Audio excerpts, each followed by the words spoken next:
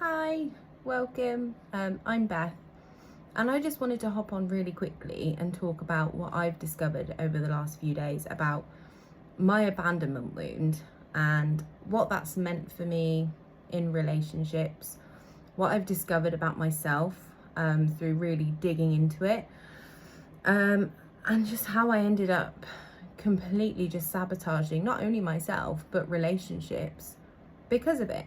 And I want to share this primarily so that hopefully someone out there doesn't do what I did, which is essentially kind of waste years of your life torturing yourself and reliving cycles. And hopefully if I kind of can explain what that meant for me and what the abandonment wound really meant to my nervous system and my body and my subconscious programming, then you'll know kind of the signs to look out for to hopefully prevent what I've gone through. But I'm grateful for what I've gone through because it means that I can be here now and talk about it and share it, and I've grown from it so much. But yeah, to begin with, my abandonment wound was created at a super young age. I was 5 when my biological dad left. So at 5 years old, I wasn't quite old enough to really understand what that meant, but I was old enough to obviously register this loss, see this person leave. And so my nervous system kind of integrated that loss, and that became a program that I then had running in my head that told me from that young age, there must have been something wrong with you. You were the reason he left. Obviously, all of this I'm unaware of. I'm not aware that this is what my body's telling me. But as I get older, I carry those beliefs, and more importantly, my nervous system carries that belief. So then I get older and I have more people in my life who don't necessarily always leave altogether, but they're in and out, they're inconsistent, which again, my nervous system is braced for this. And as I'm older and I have more awareness of how seeing someone leave, seeing that person leave, how it really made me feel internally, unaware that it was an old wound being triggered, having such a huge physical reaction to seeing somebody go, told my body, and I told myself that again, it's my fault they're leaving. I'm not good enough. I need to try harder. I'm not lovable. I keep making people leave.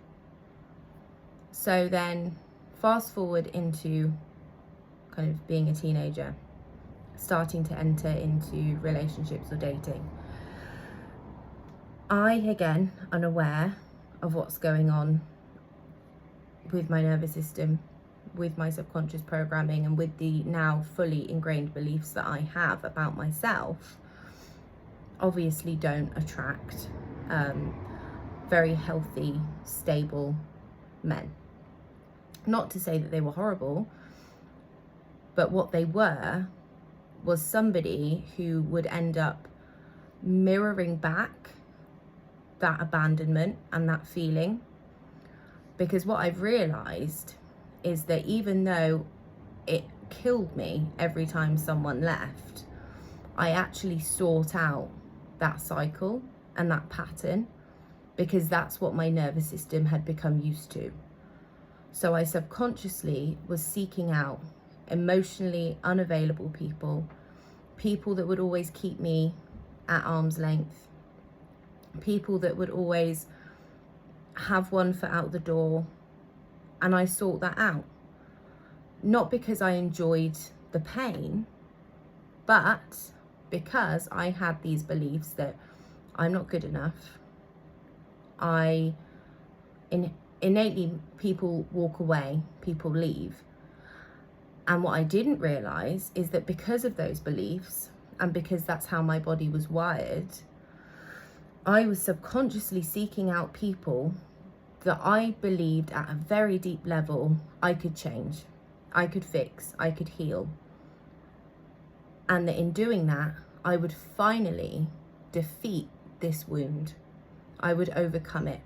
I would be able to turn around and say, ha, there you go, there's a man in my life that did choose me, that did stay, and that would miraculously heal all of this pain, all of this trauma, and that I could break the cycle, which of course didn't happen.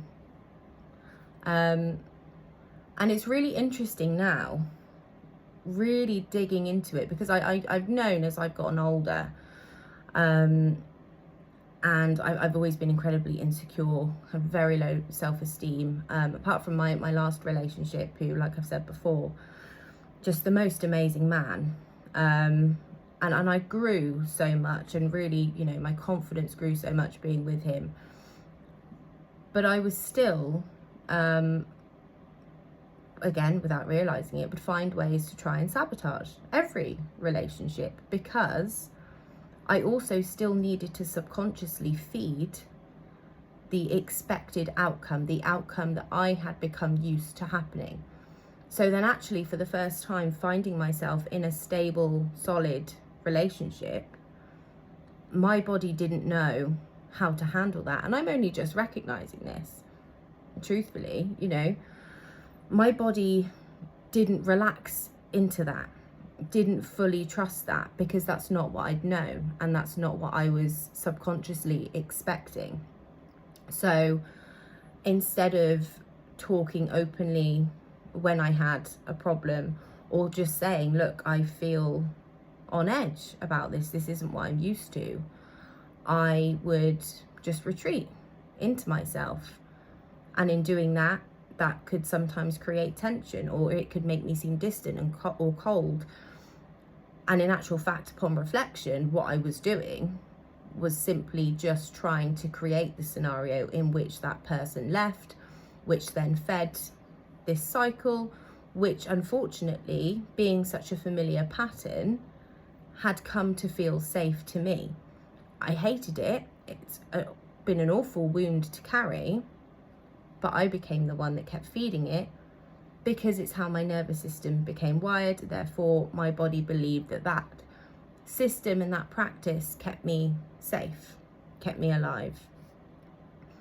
And it's been really eye-opening, really eye-opening. But you know what? I'm sat here tonight, and for the first time, I'm 30 now, and this honestly is the first time that I can actually feel a tangible weight that's been lifted off of my chest, because I've been sat with this since last night, and really looking into it, and really looking back on this pattern of past relationships that I've had, and the way they've ended, or the cycles that have been repeated in them, the way I've never ever fully believed in myself. And this is another aspect with fear of abandonment, is that I became a partner that, as soon as the other person would naturally, as a human being, just need a bit of space, or just go retreat into themselves for a little while, alarm bells would ring in my head. Oh, here we go, it's happening. And I wouldn't become clingy, but what I would do is say to myself, no, you need to change. You need to be, you know, you need to look different. You need to act differently. You need to morph yourself. You need to become more than you are, to earn their love. And another funny dynamic with being in a position of feeling like you're constantly having to earn love, not that the other person is making you feel like you do, but because it's coming from within you. When you feel like you're constantly needing to earn validation and love from the other person, you automatically put your partner on a pedestal above you.